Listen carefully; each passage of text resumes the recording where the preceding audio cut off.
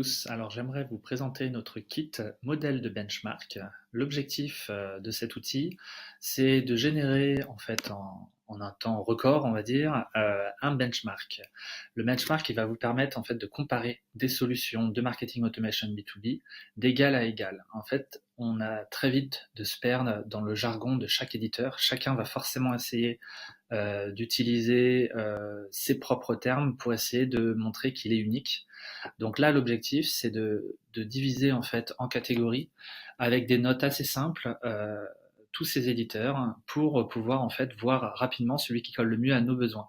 Donc ça, c'est vraiment très important. L'idée, c'est que chaque entreprise est unique, chaque entreprise a des besoins spécifiques et l'idée, c'est de trouver la solution qui correspond le mieux, non pas celle qui va aligner le plus de fonctionnalités ou celle qui aura le mieux vendu en fait ces fonctionnalités en termes de jargon, ou alors celui qui est le moins cher par exemple, mais bien de voir le rapport qualité-prix et de trouver le juste milieu.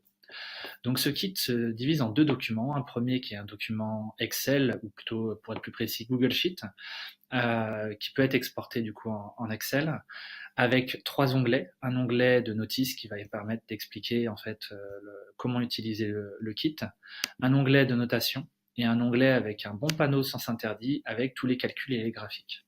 L'objectif en fait de cette dernière slide, c'est qu'elle va générer un document, donc un PowerPoint ou plutôt un Google Slide, et donc qui va contenir tous les éléments de définition du besoin, du niveau d'automatisation qu'il faut choisir, des critères de choix importants, et puis en fait ensuite des graphiques qui sont automatiquement mis à jour avec le tableur que vous avez vu précédemment, avec tous les critères classés par catégorie. Et il y a également une partie plus qualitative, dans le sens qualitatif, dans le sens où c'est pas inversement à quantitatif. L'idée, c'est de donner l'avis de la personne qui va faire le benchmark pour pouvoir le présenter à une direction, avec les moins, les plus, les informations sur le prix, l'avis général. Et enfin, et c'est ça le gros atout de ce benchmark, c'est qu'il génère automatiquement en fait une grille de notation sur 100, répartie par catégorie, qui va permettre de comparer les éditeurs entre eux et de voir celui qui correspond le mieux à nos besoins. Alors comment on arrive à ce résultat? C'est tout simplement en complétant cette page, qui est donc l'onglet de notation. Alors, il va y avoir en tout 6 catégories, donc les fonctionnalités phares avec des sous-catégories, les fonctionnalités secondaires, les intégrations avec d'autres outils, CRM, etc., l'accompagnement et la prise en main, les coûts et tout ce qui est technique et autres, RGPD par exemple.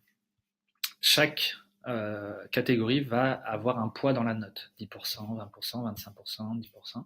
L'idée, c'est de le répartir, donc on peut tout à fait changer, par exemple dire que les fonctionnalités phares vont être à 20%, et pourquoi pas les intégrations, enlever, rajouter 5%.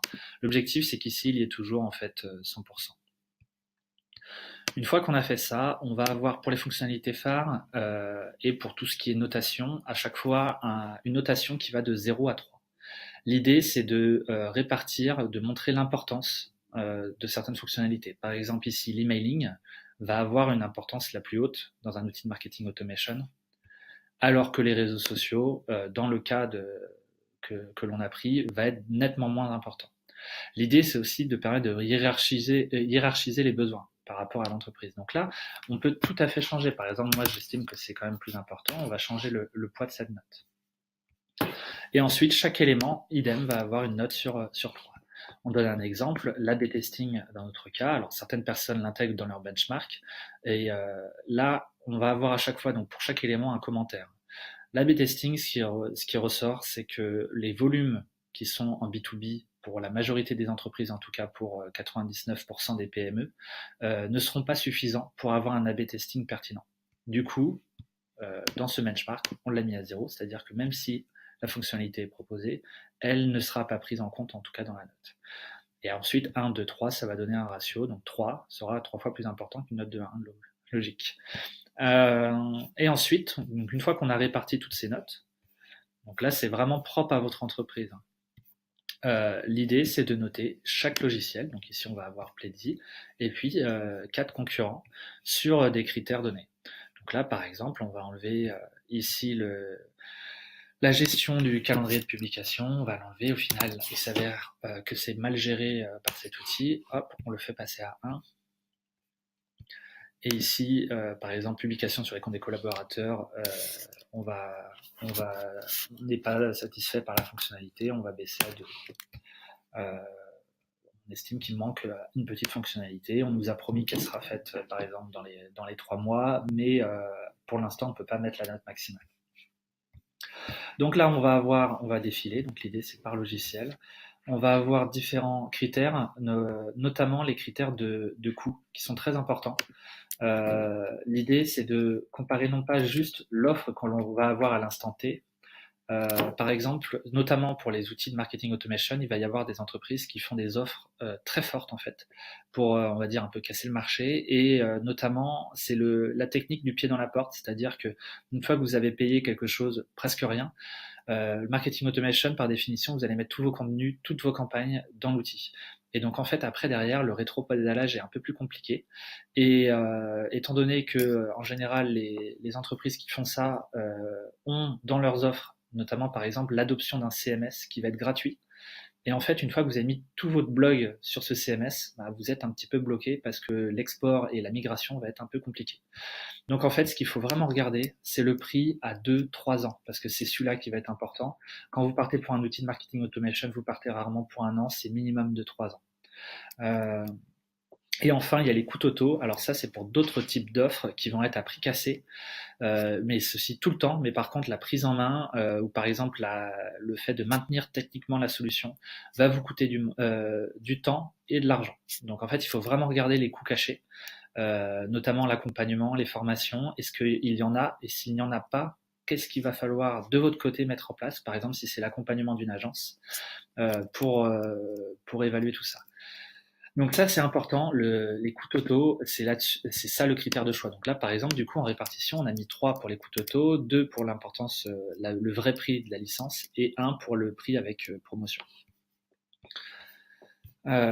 Également, donc pour détailler un petit peu les catégories, il y a tout ce qui est technique, la localisation des serveurs, des équipes, mais également la pertinence avec le RGPD.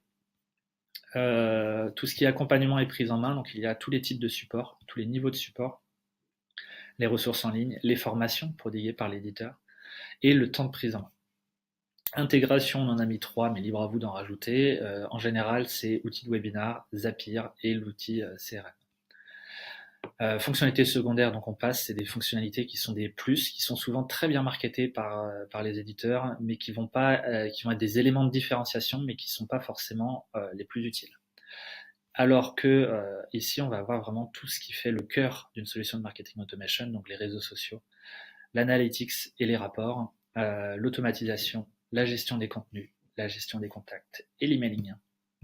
Donc une fois qu'on a mis à jour toutes ces notes, on n'a plus qu'à aller dans notre modèle de benchmark et on voit qu'un petit bouton est apparu qui s'appelle donc mettre à jour. On va pouvoir mettre à jour tous nos graphiques. Hop, donc là on voit que les notes ont changé parce que les poids des notes ont changé. Également pour les 2 premiers éditeurs, on avait changé les notes.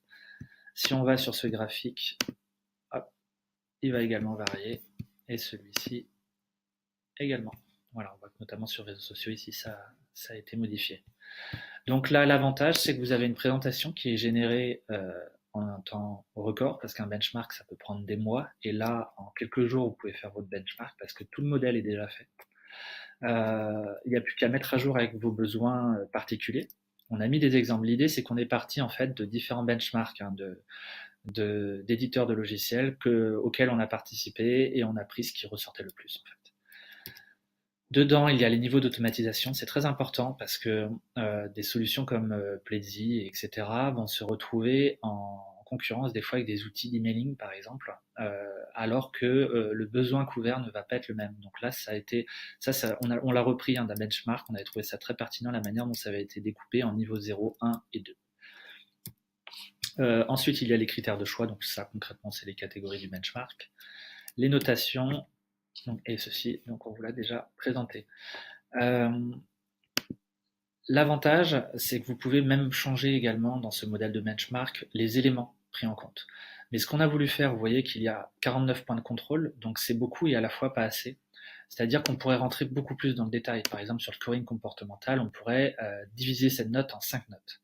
Mais en fait, ce qu'on s'est rendu compte, c'est que par expérience, les benchmarks qui détaillent trop euh, ne seront jamais lus déjà, et en plus n'amèneront à rien. C'est-à-dire qu'on va arriver à la fin, on aura certes des oui et des non sur toutes les cases, mais on sera incapable de prendre une décision parce qu'on se dira bon, lui il a ceci, lui il a cela, mais forcément chaque logiciel est différent.